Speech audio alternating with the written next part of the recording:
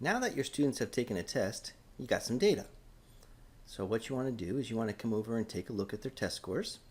And there's three ways of looking at it. One's by period. So let's take a look at period 2. Pick a test that you want to look at. Let's say biomolecules.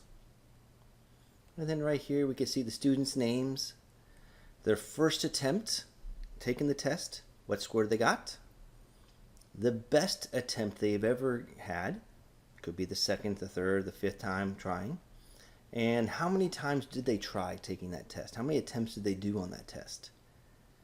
Take a look down here. 4 stars means they got an A. 3 typically means they're proficient. 2 typically means they're approaching, they're getting close to passing. And 1 star means they haven't passed it, though as you can tell the student took the test 4 times. Probably a good person to intervene with.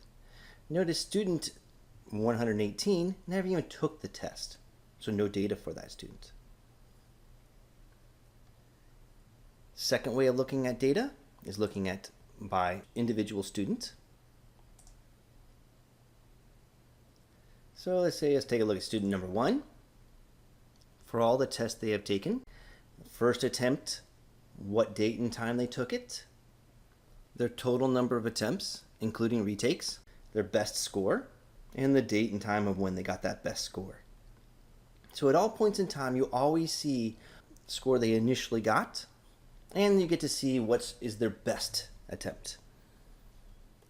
You could also come down to most recent, and this is just like a stream of all the scores that they gotten recently. So the most recent student to take it is 217, what test they took, their score, proficiency level, which is a fast indicator did they pass or not, and the date and time.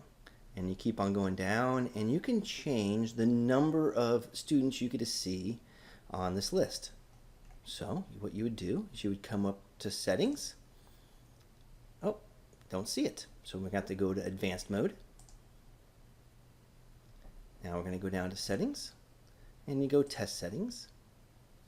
And you notice we can display 200 scores. We can just do 50.